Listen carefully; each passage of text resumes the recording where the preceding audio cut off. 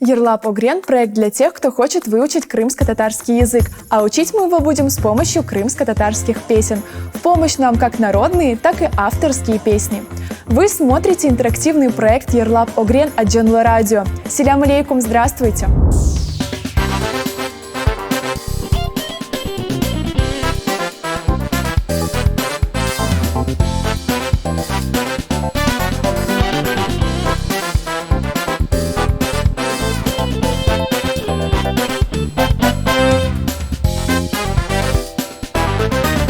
Показываем не только готовые программы, но и то, как они создаются. Ведь над каждым проектом трудится огромная команда. Приглашаем вас в наше закулисье. Ерлап Огрен – это изучение языка по песням. И совсем скоро вы узнаете, чей голос вы услышите в этом эпизоде проекта. А пока подпишитесь на наши страницы в социальных сетях и на наш YouTube-канал. Аудиоверсию проекта слушайте на подкаст-платформах.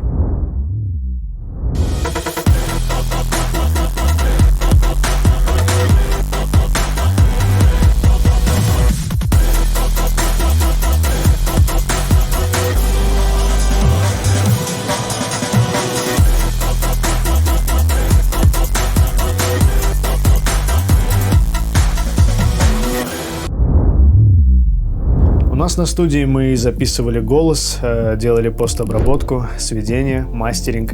Диляра – обладательница очень сильного и выразительного голоса. И моей задачей было сделать так, чтобы она раскрылась.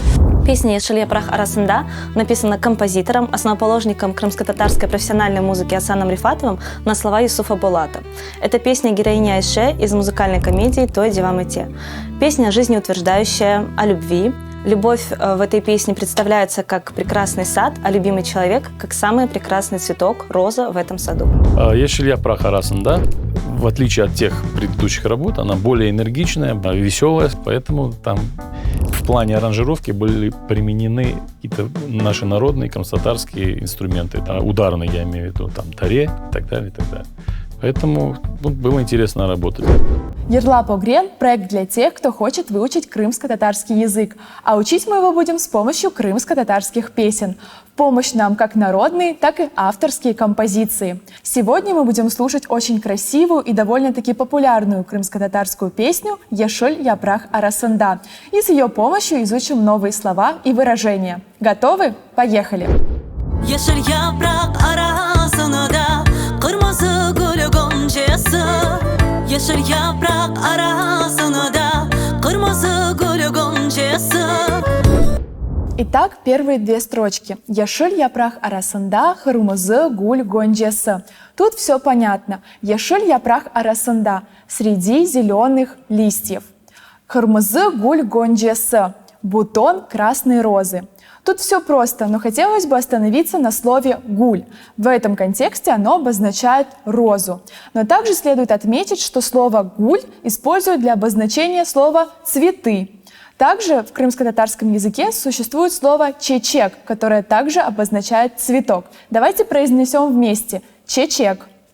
А теперь вернемся к словосочетанию гуль гончасы. Гонче – бутон, гонче чыхты – появился бутон, гончеден чечек чыхты – из почки распустился цветок.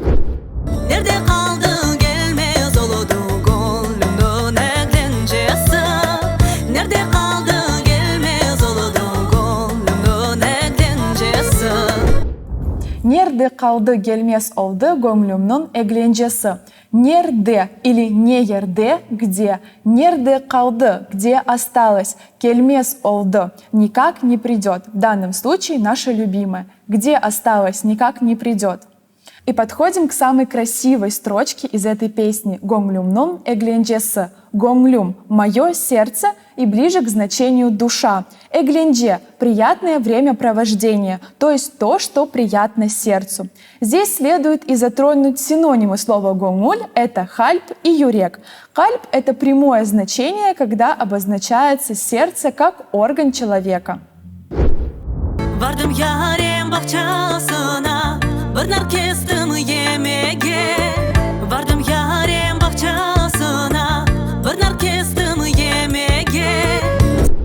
Вардым ярем бахчасына, бір нар кестым емеге.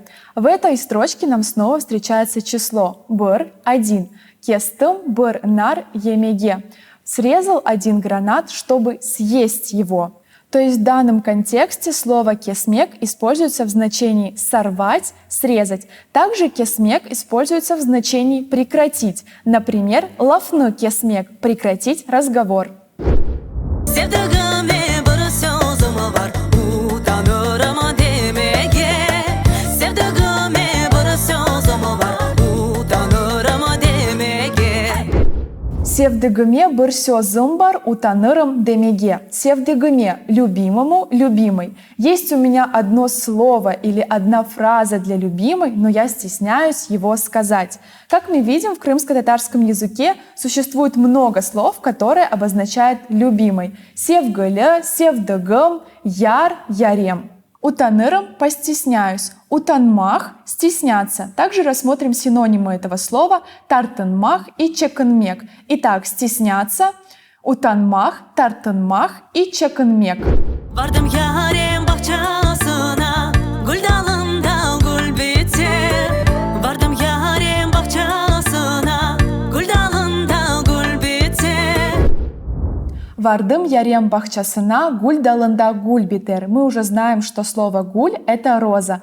Вардым ярем бахчасына – пошел в сад к своей любимой. Дал – ветвь, ветка. Также существует синоним этого слова – пытах. Следует отметить, что не стоит его путать со словом тал, которое обозначает иву, а также слово талда, которое обозначает тень. Итак, дал – ветвь, тал – ива, талда – тень. Her kimde uç beş yar olursa, bana bir tane yeter. Her kimde uç beş yar olursa, bana bir tane yeter. Эркымде уч беш яр олсада, маңа бір дане етер. Дословно эту фразу можно перевести как «мне достаточно одного моего любимого». Уч беш 3-5, то есть используется в значении «несколько». Яр – это любимый или возлюбленный. Если это слово используется в отношении девушки, то будет яре – любимая. Мы сегодня очень подробно разобрали почти каждое слово в песне «Ешиль япрах арасында», и сейчас я предлагаю вам ее прослушать с начала и до конца. Подпишитесь на наш YouTube-канал, ставьте лайки, пишите комментарии и до новых встреч! Корушкенджи!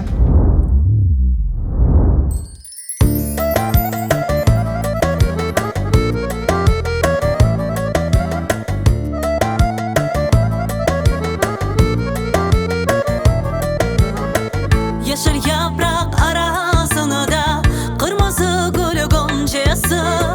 Yeşil yaprak arasında kırmızı gül goncası. Nerede kaldı gelmez oldu gönlümün eğlencesi. Nerede kaldı gelmez oldu gönlümün eğlencesi. Vardım yarem bahçasına, bir nar kestim yemeğe. Vardım yarem bahçasına, bir nar kestim yemeğe. Sevdiğime bir sözüm var, utanırım demeye. Sevdiğime bir sözüm var, utanırım demeye.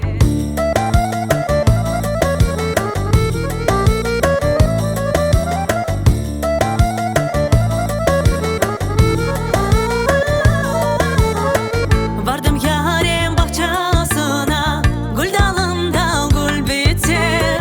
Vardım yarem bahçasına, gül dalında gül biter.